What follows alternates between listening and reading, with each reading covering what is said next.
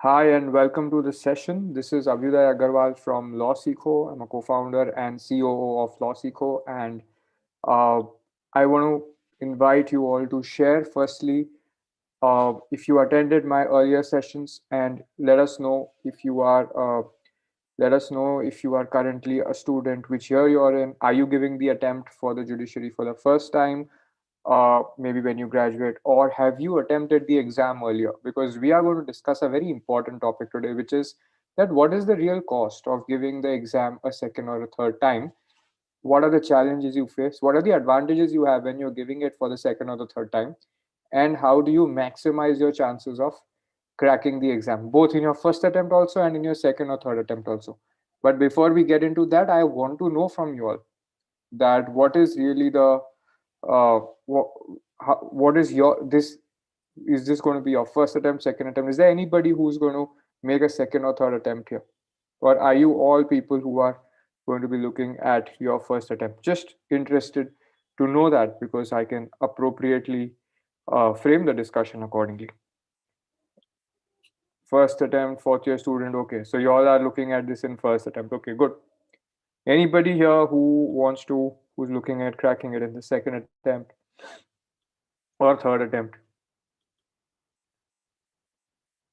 Okay, so I'm going to share a little story with you. Okay, there was a friend of mine who coaches people for candidates for cracking the judiciary exam. Okay, recently got the news that one of the candidates he was coaching cleared it after 7 years.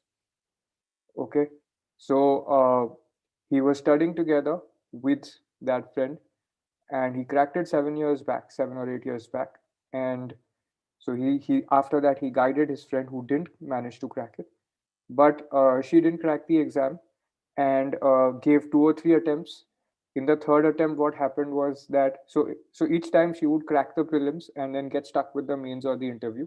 In one of the attempts, in her third attempt, she couldn't uh, crack the prelims itself. Okay, and then now he got the news that she has cracked it. Now it has been 7 years since she has been trying this, and now she is successful. Now we want to look at a few questions. Okay, now, what is the real reason that candidates struggle to crack the judiciary exam in their first attempt? Do you need to be obsessed about making it through in the first attempt? Don't you have another chance? Why do you need to be obsessed, right? Also, if you're not successful in your first attempt, what do you need to do to crack the judiciary exam in your second or third attempt? How can you do it? Okay. Now, look at this. Okay. What happened in the case of the person who just cracked the judiciary exam? Her batchmates, those of her batchmates who cracked it 7 years back, you know something, that there were promotions announced faster than the usual pace at which it takes. Usually, it takes about 15 years to become an ADJ in Rajasthan from a junior civil judge. Okay, from a now in this case there were some expedited promotions. Okay, and in 7 years, the people who cracked the exam 7 years back, they became ADJ. Now, this person has just cracked it and she's now a junior civil judge. Now, how long, if 15 years is the actual time taken, okay, to become an ADJ, how long is it going to take her if it takes the normal amount of time?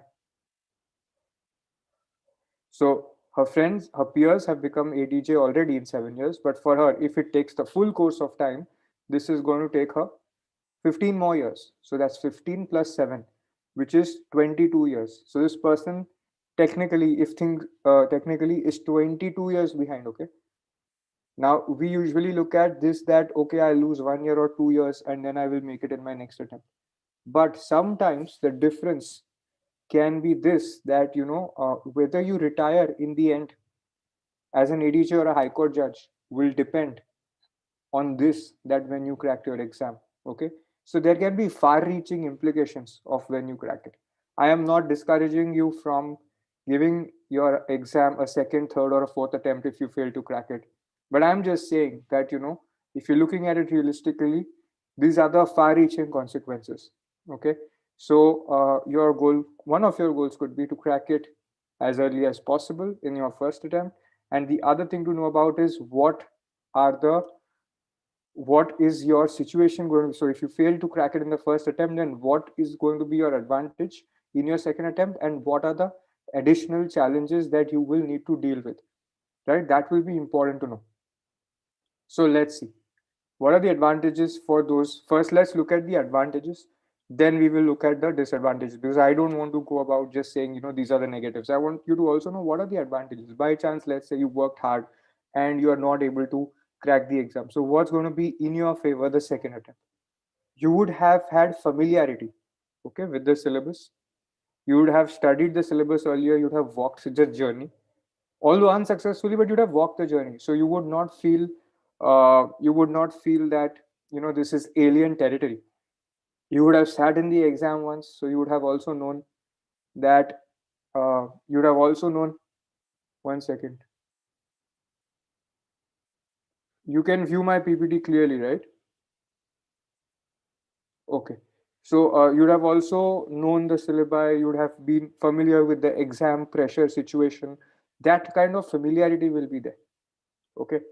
Then you would automatically, after not having cracked the first time, you would have a far more seriousness, because you know how difficult the road is strict, tight. You know that there's not much of a window. You just got one more year to give it everything and crack it. Okay, so you will automatically be more conscious, and maybe you'll be more serious, but the consciousness is going to be at a higher level. Okay, these are going to be some of your advantages: familiarity basically, and the consciousness, and then also knowing that a lot more is at stake now, because you will not have too many backup options after this, like too many more attempts to give. So you may need to pursue other careers or figure out something else if it fails now. So that way you will be more conscious.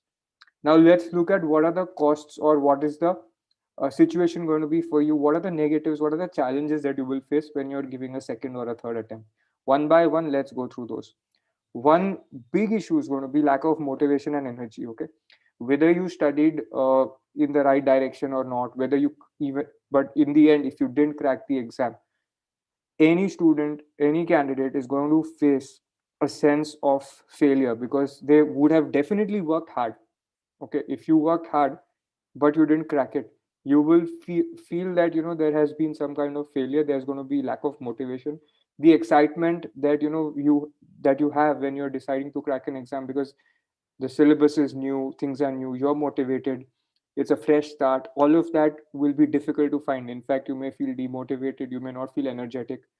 Okay, and you will have this question ringing in your head again and again, that if I couldn't crack it in the first time, then what makes it different for me now? How am I going to be in a position to crack it now if I gave 3-4 years or 2 years to study and couldn't crack it then? For some of you, it will be like, I gave it 1 year to study, so I couldn't crack it, let me give 1 more year. Okay, that also could be there. But what's going to be different in that year? That is something that you will need to plan. How will you ensure that the entire gap that was there in your first attempt, that's going to be identified and covered? So if you want, you will have to deal with that. Okay, there's going to be a feeling of boredom, because even if you crack the prelims, but say you couldn't crack the mains, it's not that you're going to reattempt the mains. You will have to attempt the prelims again. So the same competition comes back again the next year. Okay, so you will have to study all over again, and some parts may be repetitive while other parts may be new. Okay, so there is an experience of monotony over there, and also there can be repulsion that I don't want to keep doing this again and again. For those of you who start studying early, there's going to be much less time to prepare in comparison to because after your first attempt, between your first and second attempt, there may be a gap of a year.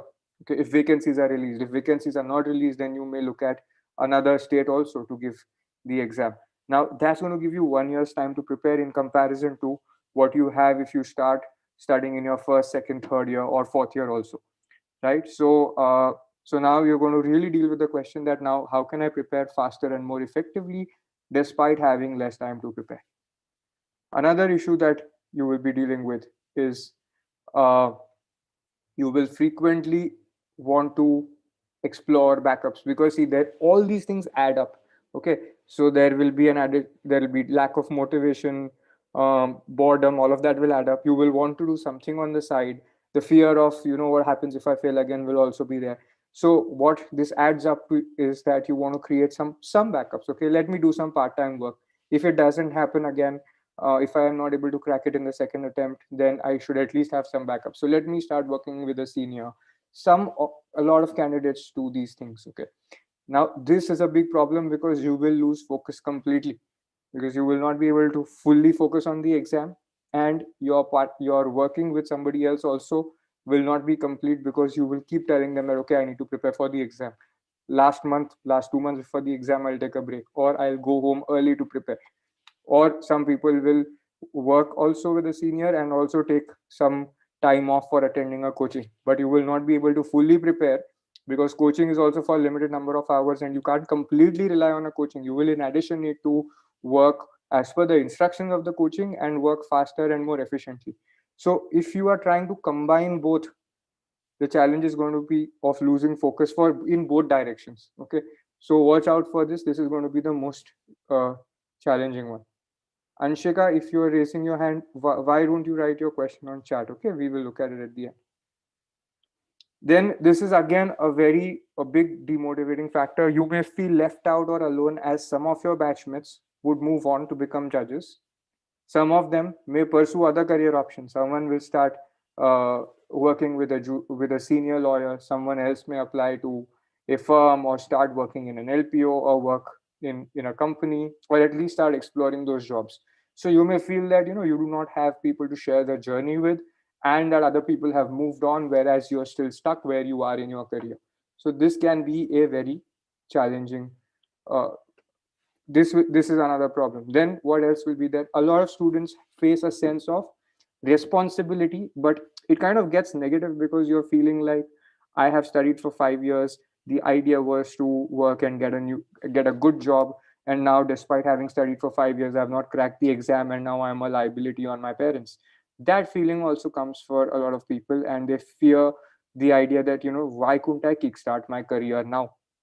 Okay, now these don't act in your advantage. Okay, even if it doesn't matter whether these will actually hurt your preparation. So these costs you want to identify now. For those of you who are going to give your first attempt, remember that this is what is going to happen in your second or third attempt. So please focus most strongly on your first attempt. For those who are giving your second attempt, it will be helpful to relate with this feeling. Identify if you can relate with these. And also remember that most of these are distractions. They are not constructive emotions. Okay. There you may experience a subconscious pressure, whether it is articulated or not, differs from scenario to scenario. Your parents may also be very supportive, but you may on your own feel that I must do something productive with my career, with my educational qualifications ASAP. I should not wait any further. This will keep going on, but you can't give the judiciary exam in a month or two. You will have to again wait it out for the whole year, wait for the notifications, prepare, and then give the exam. Now, if somebody is looking at economics, then there will be some living costs that somebody else will have to bear for you. Somebody else may need to sponsor you, right? So now you may say that I will stay with my parents, so my food costs and living costs are going to be minimal. But the point is that think about the cost of really living your life. If you were to step out into a city where you work, then what would your living costs be? Okay, now that's the cost that you're escaping that by staying with your parents, but that is really what is the cost that you would need to incur, and you don't have the finances to live your life at the moment. Opportunity cost of doing something else. If in that 1 year you were doing either being a judge or doing a job or practicing, okay, that cost is there for that whole 1 year. Basically the cost of losing 1 year of your career, right? So now these are some of the costs these are measurable, quantifiable. Some are measurable in monetary terms, some are measurable in emotional terms, right? Like there would be feeling of liability, responsibility, guilt, feeling left out, feeling alone. All of that is going to come up. Okay, now let's look at a few ideas on how can you focus on getting it right in your second and third attempt. Is my volume audible? Is my volume high enough? You all can hear me, right? Let me just check if I can change the mic. Okay, sorry, there's a problem. I configured the wrong mic. Okay, so how do you get it right in your first sorry, in your second or third attempt. For those of you, if you're facing the situation, this will be important. For those of you who are not facing the situation, you got to focus everything on getting your first attempt, make on cracking it in your first attempt. But also know this part, that if by chance it doesn't happen, this is what my situation is going to be, and this is what I will have to do. Okay, so you want to still prepare for that idea. You need to be familiar with the space you will experience. What's that space going to be? So if you don't make it, okay, the hardest part is going to be for you to identify what went wrong. What was the real gap? Now, given that the syllabus is vast and questions are selected based on, Shakti, you write your question, okay, on chat. Given that the syllabus is vast, you may not have known answers to one or few subjects. Now, it will not be very easy for you because you've completed your preparation. You've got your blind spots now. You don't exactly know what may have gone wrong and where, okay? It's not that I didn't know the answer to this question. That's obviously clear to you that you didn't know answers to some questions of the question paper. But what went wrong in the preparation phase, and how can you fix that? Because in the next attempt, the same question will not be asked. Some other questions will be asked. So there would be something else which would have been the root cause. Maybe that you didn't prepare enough for specific subjects. Maybe that you did not practice essay writing for your mains. It could be, and there could be more variations. I'll come to those. But for most people, this is challenging. What do? They realize they didn't make it and they start studying with more hard work. And they say that, no, I'll work harder this time and it'll work. But that is not sufficient, because unless you're clear about what went wrong, you will not be able to improve. So don't just simply start studying in the same way, okay? Because it is not going to help your chances the next time. So make sure you identify the mistakes. If needed, you speak to a coach or trainer or take some mocks to identify where you stand. Okay, I'm giving you a few examples of what could go wrong. Okay, a lot of students don't take help where they may have needed it. They don't implement suggestions of their coaching class. A lot of students exclusively rely at the pace of the coaching class. Now, coaching classes, let's say, are training hundreds of students. They will go at a particular pace, but you may realize that you need to go at a faster pace. In fact, you don't have coachings which are teaching you for 14 hours a day, 6 days a week, right? So what does that mean? That means that you can use the coaching class for, let's say, reinforcement of your learning, guidance, some handholding, maybe identifying your strategies. But there will be a lot of work that you will need to do on your own also. In that time, you may use the guidance of your coaching class, but invest that time to work. A lot of people don't do that. Okay.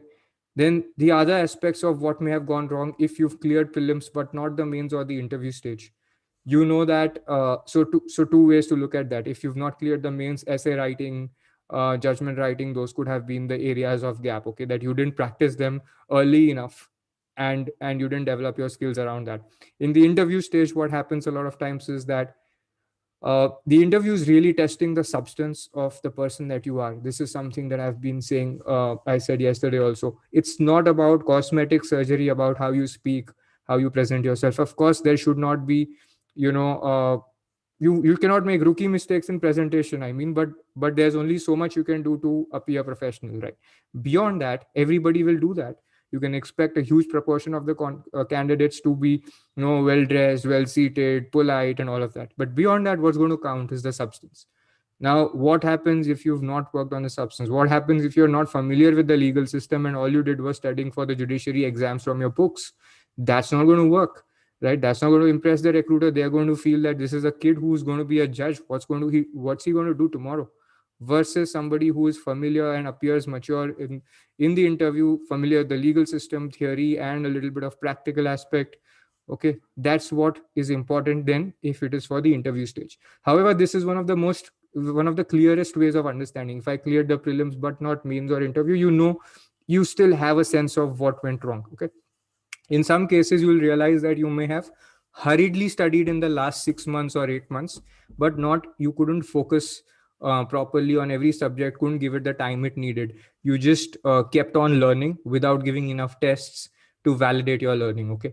In these cases, if that happens, you will not be able to find out a clear gap. What is the gap? Which chapters to revise, which chapters to leave out? You will not be clear about that. Here, what happens is you have to do the entire preparation all over again. Okay, the gap itself is that you didn't complete the full syllabus properly. Okay, and in cases where you weren't able to touch upon a subject, that is very clear that, okay, I need to study this subject now. But there will be parts where you studied the subject hurriedly and therefore you cannot retain. Okay, there may also be scenarios where you studied everything, but you couldn't remember the answers to certain questions. That again is the same thing, that you will need to redo everything properly with a better system so that you don't make this mistake. Because if you had studied hurriedly in 6 to 8 months, now also you don't have a lot more time. You have 12 months at most. So in those 12 months, how will you ensure that the study is proper? It's not that you will again focus on cramming or self-study alone without testing yourself. Because if you don't take evidence of the fact that you've learned, this is going to again, you run the risk of running into the same problem. One more thing to identify is sometimes, we have our own blind spots. We have study habits that we don't recognize the pitfalls of. So one of the common study habits is that we read the 3 or 4 pages, complete a chapter, then we look at the assessment part in the chapter, we look at a question and we feel, we are familiar with this, and we move on. That makes us think that, okay, we have studied this. But when does it get tested? It will get tested when you actually write the answer. Now, that testing happens for the first time for a lot of candidates when they're giving either mocks, which is towards the end of their preparation, or in the real exam. You can't have that happen. It needs to happen at the time you did it. So whether you're doing self-study or with a coaching, you will need to at that moment write the answer, check it with the book, okay, and see how you can improve it. Now, the thing is that you haven't had that kind of vast experience writing those answers. So it is possible that, one, your learning technique may have been incorrect. Second, you may not be able to identify how to add value. These are the areas where external guidance is needed. And also you must identify, if you're looking for external guidance, you must identify whether the source, the training, the coach you're going to, whether they're going to give you that kind of guidance. Because if they are not going to give you that guidance and they will only teach in the same college style, then again, it will not work. Also, you need to identify if you have some ability to extract that guidance at the time that you need it. Suppose somebody says, we'll cover this after 5 months. You can't wait till then, right? How do you get started with it earlier? So those things are important for you to identify for your second attempt. Then some of the other pitfalls are that people are spending too much time traveling to coaching and back. Okay. They think, they are accustomed only to classroom style of learning, and that leads them to, one is classroom style of learning is slower and a lot of time is spent in traveling back and forth. So that does not speed up your study. Okay. Another challenge that happens, this is frequent, okay, exam anxiety.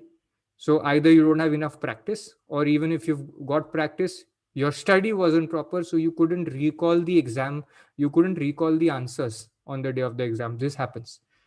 In some cases, you'll be able to identify that my preparation is weak in this subject. I just can't get a hang of procedural laws. I just can't get a hang of jurisprudence. Okay, that kind of identification can be there. Now it doesn't mean that you just have to study harder. I'll tell you why. Because if you look at 3 kinds of laws, okay, look at, for example, IPC, look at CRPC or Civil Procedure Code, and look at jurisprudence. Okay, the way in which the laws are framed is very different. IPC is substantive law, so you have to remember it is a conceptual thing. You can remember the substance of the offense, the ingredients. In procedure, it becomes dry and it's mostly sequential. Step 1, step 2, step 3, step 4. And if you can remember it like a movie, then it helps. Okay, but what does that mean? That means that I have to use a different way of learning for a procedural law. In jurisprudence, it is very technical, dry and technical. So it's not like a substantive law. It's not like a procedural law. It is completely different. Okay, and there is learning also involved. You have to remember names of jurists who propounded theories, right? So the way in which you learn each of these subjects is different. So if you just thought that, you're good with IPC, but bad with procedural laws, next time I learn it harder. But how will you learn it harder? You may not know that, right? You may not know how to go about learning it harder, because the way to learn procedural law is different, and the way to learn the learning technique for procedural law or jurisprudence will be different. Okay. The other problem that people may face is that they will not know the answers to application-based questions. So I have explained this earlier, that if you have one line also in a section saying that this act amounts, suppose you have the definition of theft, okay? So one line in a section, one provision itself, that can lead to, let's say, 5 different questions being asked. If it's a long provision with exceptions, explanations, and all of that, then there can be multiple, even more than that. So one question could be on which section says this. Another question could be on the ingredients of the concept. A third level of question could be on the application. This is what happened in this situation. This person took the other person's pen, borrowed it, and then didn't return. Is this theft or is this misappropriation? Okay. Now here you have to apply the concept. And when you're reading bare acts alone, your mind is reading it the way it is. It's not stretching it. It's not playing around with it like a jigsaw puzzle, right? If you could play around it with it like a jigsaw puzzle on your own for a section you had never read earlier, that will work. But we're not so well equipped to do this with new concepts we read from day one, right? So this is a challenge we face. This is where guidance can help. And this is what we want to recognize, that I read the bare act, but does it mean I'm ready to answer all the questions that can come?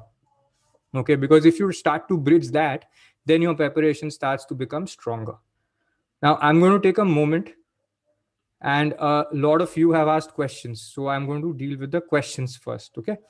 And then we'll come back to my presentation. So first, let me go to the chat box, and then I'll go to the Q&A panel. Okay, so Anshika asks, most of the students plan like, let's prepare for CLAT as well again, just to save a year. Maybe as it is always doubtful whether it's going to work in the very first attempt. So is it a good idea to prepare this way, or it should always be one choice? Also, does post-graduation really matter or create any difference? So Anshika, your entire question is based on having backups while you're preparing for the judiciary exam. Okay, the judiciary exam itself, when you're preparing, you will by default have this strategy: one favorite preferred state, then maybe 2 or 3 other states in which you will also attempt.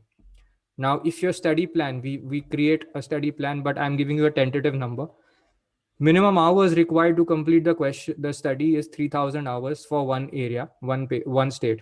If you add variations of multiple states or other competitive exams like CLAT LLM or UGC NET, which have similar syllabi or overlapping syllabi, you will end up expanding your total amount of time taken to 4,500 hours. Okay, 4,500 to 5,000 hours. Now the thing is that so be ready to spend that time. Second thing is that your CLAT LLM people usually give because they want to not waste that 1 year. But the LLM itself is not going to give you a job directly unless you crack the UGC NET or something. So your backup could be either, teaching or being in practice or being in a job, public sector job or private sector job. Public sector job may require you to get good marks in your CLAT LLM, or there may be another test also. Okay, so this backup you can nurture, but it needs to start really early, otherwise you're going to get defocused. And if you're preparing for judiciary and doing an LLM on the side, it usually doesn't help because judiciary prep is entirely different. Okay, so it's just for people just try to console themselves by saying that I should not lose a year, I should have something to show in my CV, but it can work counterproductively because it may reduce your time available.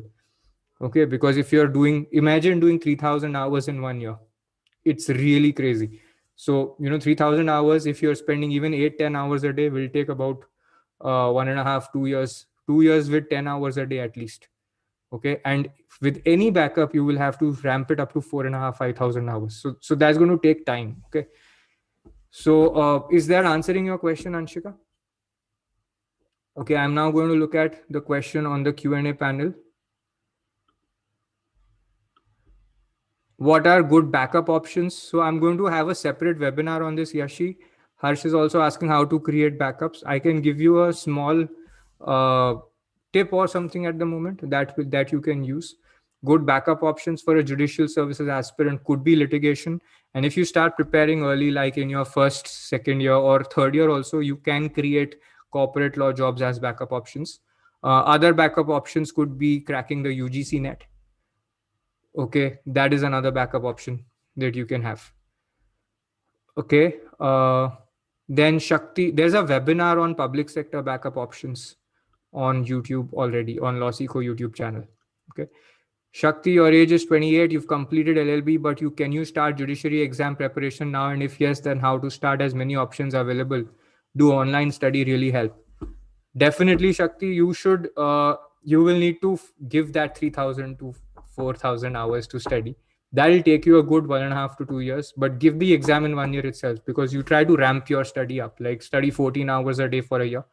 Okay, now you want to not blindly rely on a coaching. Select something that helps you. Okay, so you don't want just lots of study materials and videos. Now if you look at online study options, you don't want an information overload without a direction. So you need direction, you need the ability to access mentors, you need some live classes so that you can learn live and you can be in peer groups, all of that.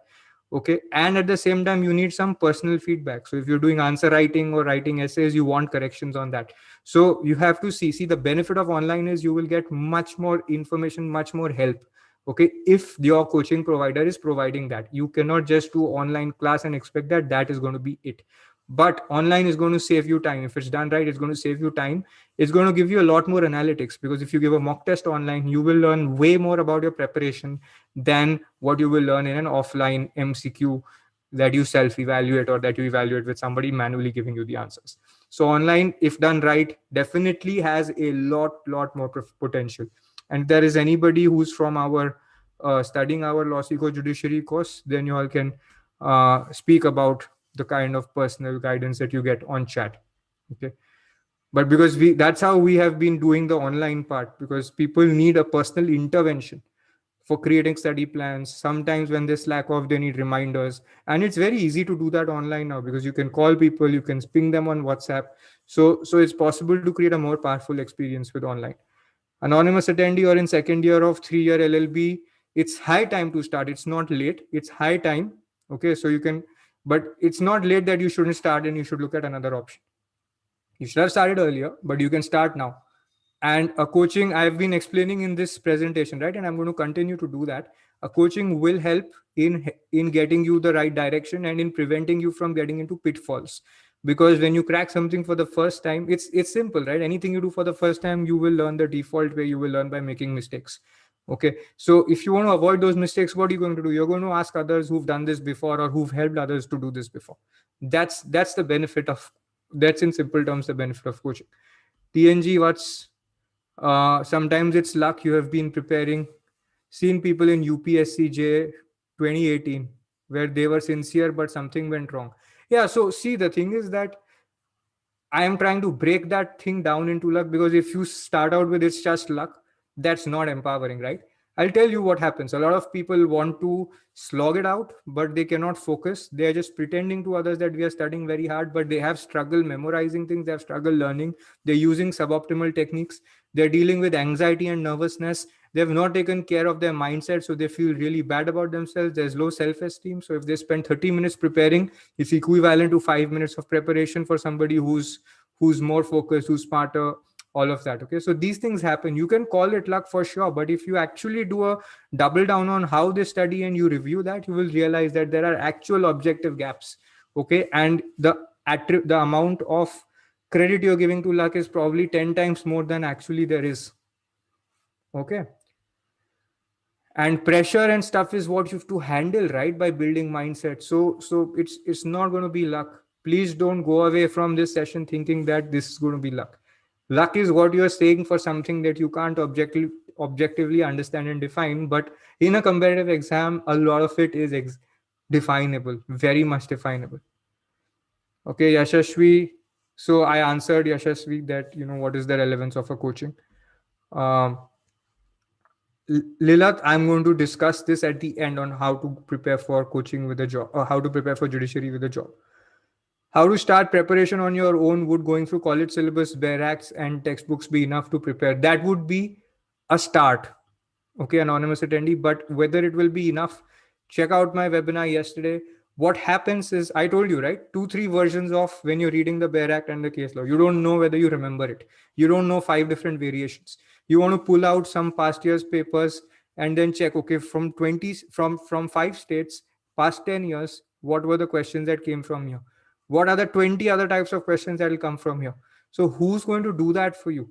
Question is that. Okay, can you do that on your own? You need to duplicate 20 brains of yours and then keep doing it on your own to have the maximum effect in 1 unit of time. The problem is that, okay, when you're doing it on your own, 3,000 hours becomes 6,000 hours, because you have to, it's like this. If you want to do a workout for 1 hour, you can have a gym trainer who can train you. 1 hour a day you work out, it's done. If you're doing it on your own, you have to find a workout, you have to compile a workout, then you have to run a timer, then you have to print out the workout, then you have to switch your exercises, then for the next day you have to plan. You don't know if the second day's workout, how should it be in light of the first day's workout, how will it add up to more fitness in 7 days, how will it add up to more fitness in 30 days. Handle that.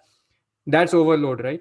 Now if you, this is happening for a 1 hour workout, can you imagine if you're doing a 14-hour per day judiciary preparation, what are the permutations in which it can go wrong?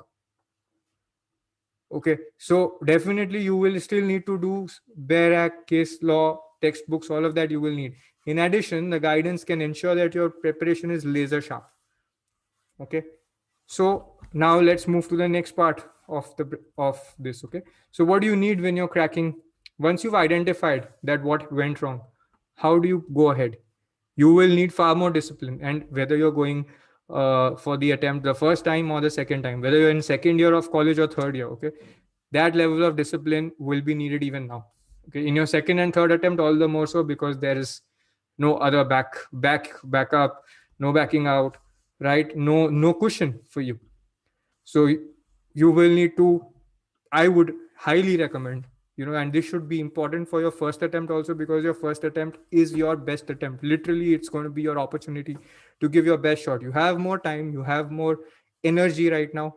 Okay, so that's important for your first attempt. For your second attempt, you will definitely need more coaching urgently, because margin of error is lower, window of time left to prepare is lower, lack of motivation is also there. Okay, so you want to nullify all of that. So it's real, and then there is a likelihood that if you do a self diagnosis, it's like you're doing your own diagnosis of your own failure. So there's a chance that you will miss your blind spots.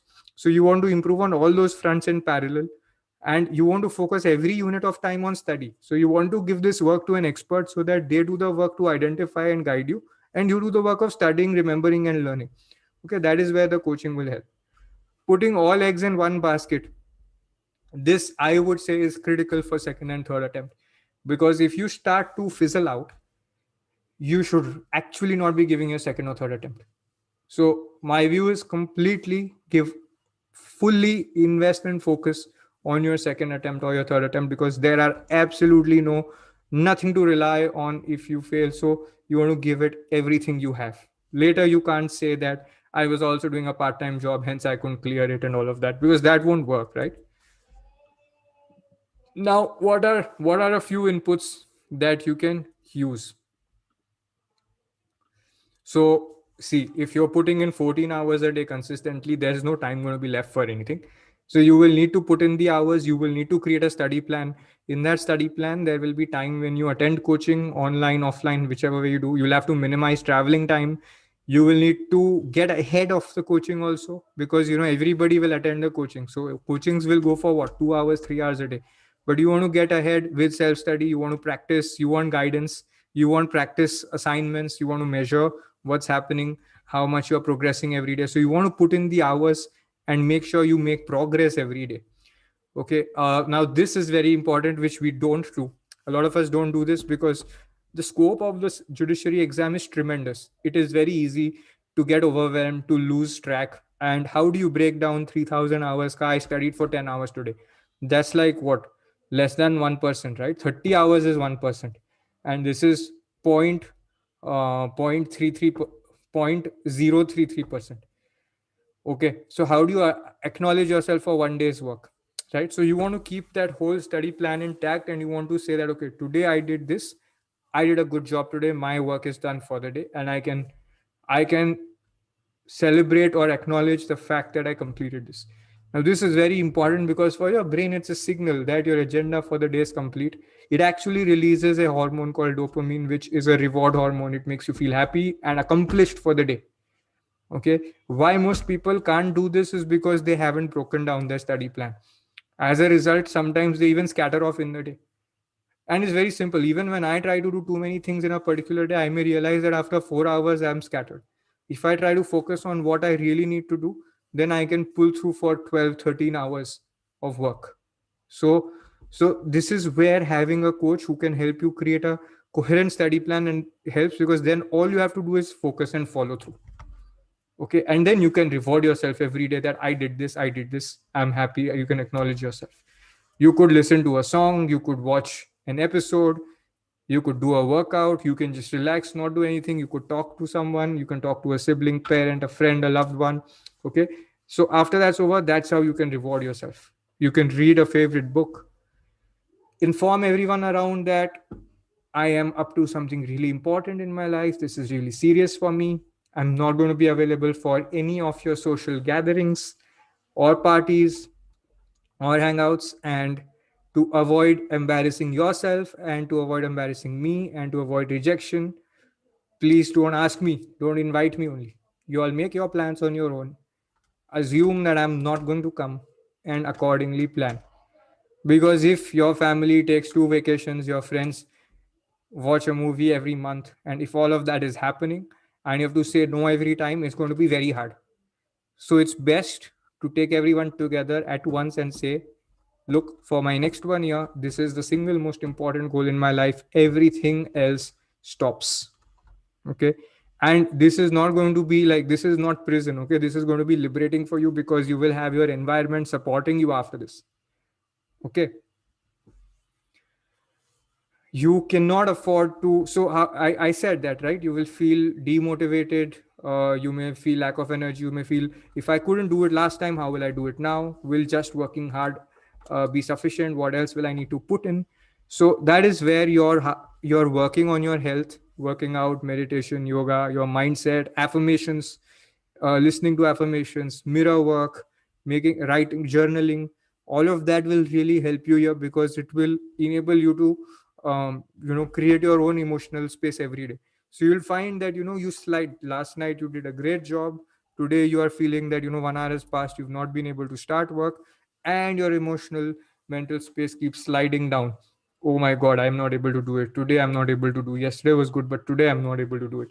At that time, if you work on your health or mindset and your nutrition, you will be able to rise up again. Okay. And this is the most important part for building momentum and flow. For your consistency, this is what is important. People underemphasize this. Okay. But I cannot, this is very, very critical. And you don't have this conversation in coaching classes, which is why I'm telling you here, so that you can take charge of this. I've done a webinar on this 2 days back and written an email as well. So you could refer to that. And I'll discuss these in a lot more detail on 8th December. I'll just tell you about what we'll do on 8th December. But one more thing, access resources to study faster and more effectively. This opportunity is always available to you, whether you're giving your first, second, or third attempt. The quality of the resource you read, how well it indexes, compiles the information, the flow that it has, that is going to let you know whether you can study faster or slower, right? So if you remember those NCERT books that are so famous, that people study NCERT textbooks even for cracking UPSC. So for the subjects that they deal with, they are very concise, concept-based, and have a finite way to cover it. Now, you could have, in comparison, if you start to read Encyclopedia Britannica for a civil services exam, you're not going to finish preparing, right? So the quality of resource for the purpose that you need is very important. Now, the Bare Act is not made for you to crack the judiciary. The Bare Act is definitely a good primary source.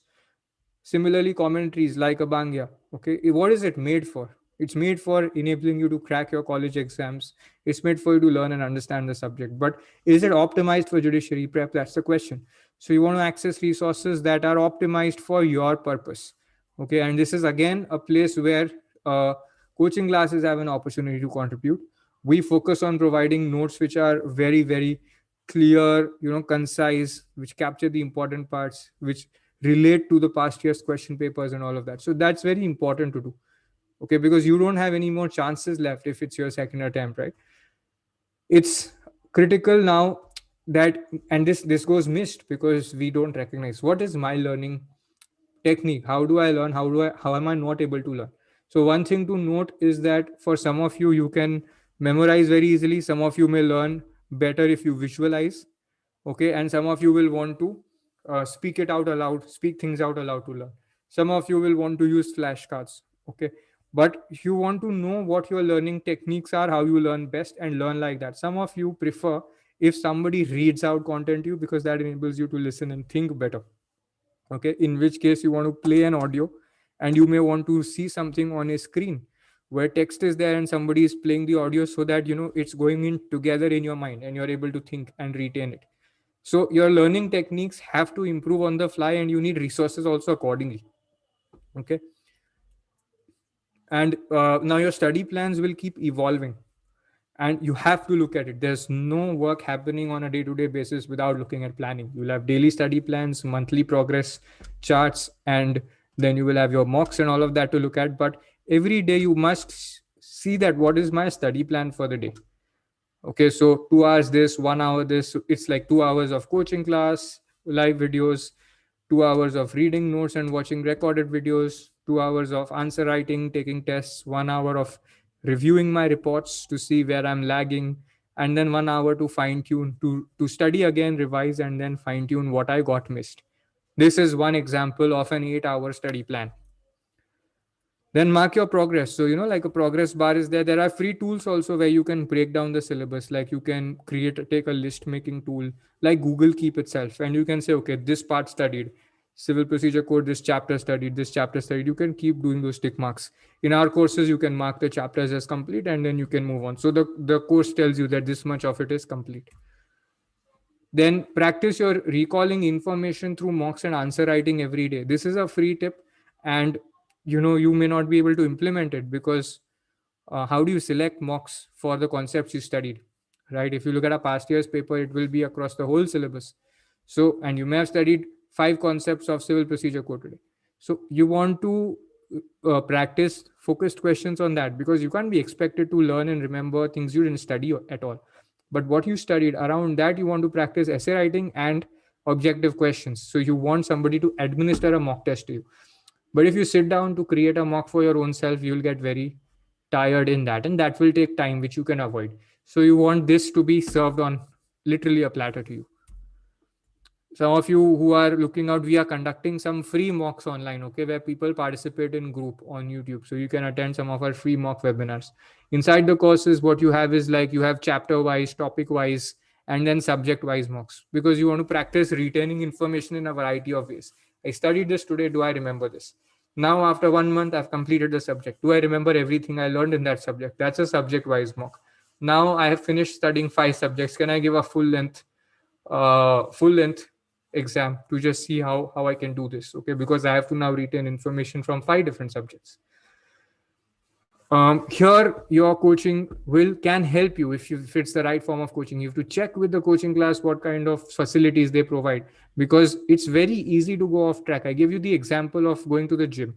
If you're working out for 1 day, even there with a trainer and without a trainer, there's a big difference in the complexity of the task. A lot of people who have a trainer, they're able to do this work because the trainer is able to push you and you're able to implement it. But if you try to do on your own, you're not able to follow the schedule. So that is the difference. Now, if that difference is there for 1 hour and it can lead to a big difference in people's physique, you can imagine that what can happen in 14 hours. How many different ways in which you can get distracted, or not even distracted, you're following the wrong habit or the wrong pattern or the wrong style of learning and you don't know it. Okay. Sometimes people are not able to even diagnose their lack of motivation. It takes like 4 days to realize, oh my God, I'm not motivated. And now that's happening because I don't have direction, and I didn't have direction for the last 4 days. Okay. So that's 4 days of study lost, right? So this I've discussed that you will need to measure progress every day. Now, for those of you who are interested in discussing this further, this is a link, /Judiciary workshop. There's a free workshop I'm conducting on December 8th. It's a Tuesday, 6 to 9 p.m. on how 99% of judiciary aspirants sabotage their own preparation and how to do it right. What will we cover? We will cover how to go about creating your detailed study plan. What are the pitfalls to watch out for? Whether it's your first attempt, second attempt, third attempt, doesn't matter. We will also, for those of you who want to consider starting preparation in first year, second year, there are certain gaps that come up in should I start preparing now? Is this the right option for me? We will help you identify whether you can fully commit at that time or not. Okay, how to decide if you're really serious, what is the expanse of the syllabus. So what we are going to do is we're going to try to frame the whole scope, make it finite, identifiable rather than scattered. We'll help you how to identify, how to identify the information overload. Lots of free content available online. How do you structure it? How do you retain it? Okay, so we'll help you make your study plan, identify you to see where you stand today, what's the gap, how much you need to prepare, how to manage your health, stress and anxiety levels, whose advice to take, how do you identify what is the right advice, how to do your daily goal setting, and how to measure your progress. I told you that measure your progress, but what is the way to do it? Okay, then some of you want to identify, will I benefit from coaching? How do I select an appropriate kind of coaching? When should I start preparing for prelims and mains? What's the best way to do that? How to prepare for general studies? Should I look at a local language? What are my backup options if I fail to crack the exam? So I touched upon that, but we will flesh it out in a lot more detail. Okay, then how to prepare a long-term roadmap for my judiciary preparation. For those of you who are interested in knowing, we'll also share how can you benefit from ЛawSikho if you want our help in enabling you to stick to the plan and all of that. So this is a free workshop for 3 hours on December 8th. So you can register here for those who are interested. And there's a chat group link, which I'm going to paste on. So we are sharing a lot of free resources, free videos on our WhatsApp group, and I'm going to share with you the link here. You can just click on it right now and join the group if you're not a part of it. Some of you may be a part of it, some of you may not. So just click on the group and join. And now I'm going to look at questions again. Is it necessary to go according to 8-hour plan, or is it possible in 5 hours? Sagar, it is possible. So you got to cover the number of hours. If it's 3,000, 4,000 hours just to cover the syllabus, and then there's mocks, revisions and all of that. If you want to do it in 5 hours, you got to start in second year, right? That is the whole deal. And this is where the plan allows you to do that. Also remember that 3,000 hours of quality learning is important. So random learning of 3,000 hours won't work, right? So 3,000 hours of optimized learning is important. You want to do something of 8 hours in 5 hours, start in second year and ensure you have the right guidance so that you're always doing it in structure. There are ways in which you can have long-term coaching. I know many coaching classes charge a lot for the whole study, but how we are training our students, they have access. If they take in the second year, they have access for 2 attempts. Okay, the second, third, fourth, fifth year, first attempt, second attempt. That's how it works. Okay, so that way, basically, if they decide that they want to study anyway, so instead of taking coaching in their 5th year just to save some money, they can spend that same money now and have access for more years. Okay, that is another way in which our students use this. All right, everybody. So now let me look at the Q&A panel. I've addressed the questions from the chat panel. Now let me just look at the Q&A panel. I'm going to exit the presentation. I'm also looking to know from you that what is your takeaway from the session today, from our conversation? What part of it can you implement? How many subjects to pick up for preparation? Harsh, you should pick up 2 subjects and general studies. Okay, where general studies is there. And for the 2 subjects that you're studying, you must do mains answer writing also, and you must do objective MCQ preparation. Then Pushdeep, can you explain your question? Leelat Goyal, you need to prepare along with a job, share some suggestions. So if you have a full-time job, well, and if this is going to be your first attempt, you will firstly need to start with coaching so that you don't stray. Secondly, you'll have to figure out how to literally extract time in your schedule. So there is a lot of time that is spent by people in unproductive moments in jobs, in lunch breaks, once they wake up, after their working hours. So there will be time you can squeeze in to prepare, and you will need to figure out how to get at least 6 hours, 7 hours to prepare, okay, alongside your job. Maybe you want to carry some books in your office so that when you don't have work, you can practice. I don't know whether your employer will encourage that though. So Lilat, yeah, that is the practical aspect of it. You may want to quit your job and focus fully on judiciary. Okay.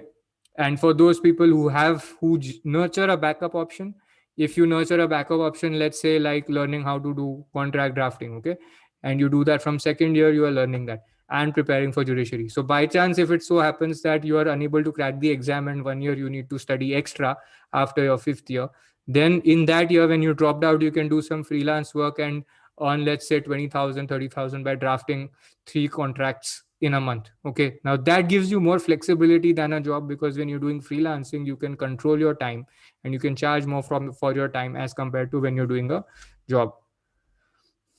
Okay, anonymous attendee, why don't you come to the session on 3rd or on 8th, 6 to 9 p.m. because there will break down. If you start in second year, third year, first year, fifth year, how many hours per day you need to study. We will also break down the components of study for on a daily basis. We'll show you the subject wise breakdowns. How do you study that? And it'll be a lot of value. It'll answer all these questions of yours. Okay, so on chat, guys, can you all tell me whether how you all are finding this useful or not? How many of you attended my webinar yesterday and day before? How many of you have implemented some of the ideas I discussed for your health, for your nutrition, for your mindset? I'm just very excited to know about that. So if you're implementing, have you started it? And what was your experience? What is it that you can implement from today? What is your takeaway today? So a lot of you, I didn't hear anybody say that, they are giving the judiciary exam a second or a third time. So what is your learning for your first attempt? What is your learning for your first attempt today?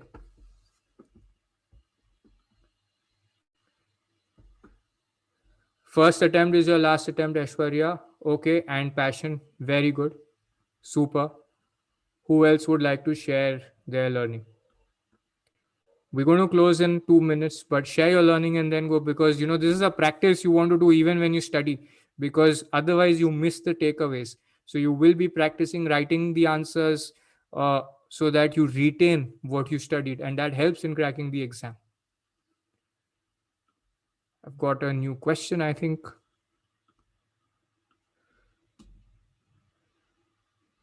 Okay, Harsh, got it. Super. Share your learning and takeaways till today.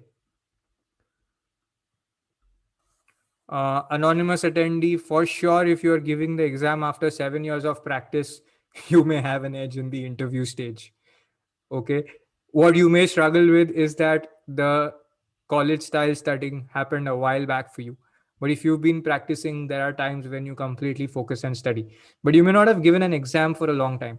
So that will be new for you. But definitely in the interviews, you'll have an edge. It may be easier for you to pick up certain concepts faster for the mains exam because you practice, so you can relate to the concepts better.